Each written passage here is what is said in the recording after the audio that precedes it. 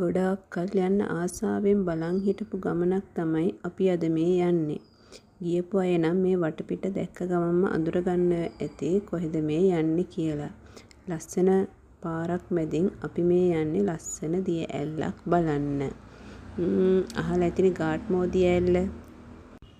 දිය ඇල්ල වගේම තමයි දිය ඇල්ලට යන්න තියෙන පාරත් පුදුම තරම් ලස්සනයි. හිත නිවන ඇස් දෙකට සනීප ලස්සන පරිසරයක් මේ වටපිටේ තියෙන.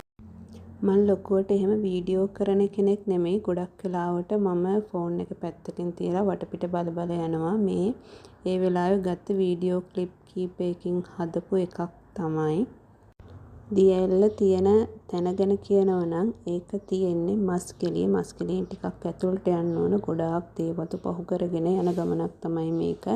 මට මතකෙන් මං කියන්නම් නෝවුඩ් වත්ත, ග්ලෙනුගි වත්ත. දැන් මේ මොකා ස්ටේට් එකට තමයි අපි මේ යන්නේ.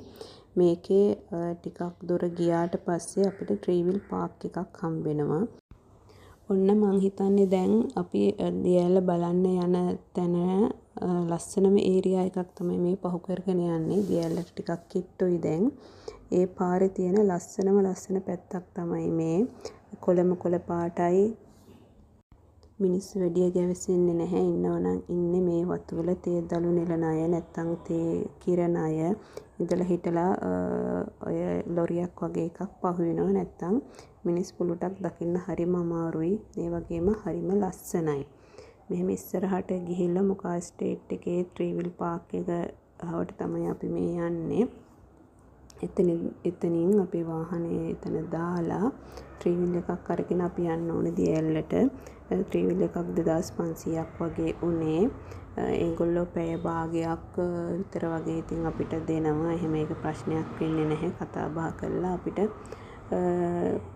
කැමති වෙලාවක් එතන ඉන්න පුළුවන්. අනිත් එක කියන්න ඕන මේ අපි යන්නේ උදේ වරුවක. උදේ 10ට විතර වගේ ඇති මං හිතන්නේ. දිය ඇල්ල බලන්න යනවා නම් හොඳම වෙලාව තමයි උදේ වරුව. ඉතින් මං ඊළඟ වීඩියෝ එකෙන් දිය ඇල්ලේ තව විස්තර අරගෙන එන්නම්.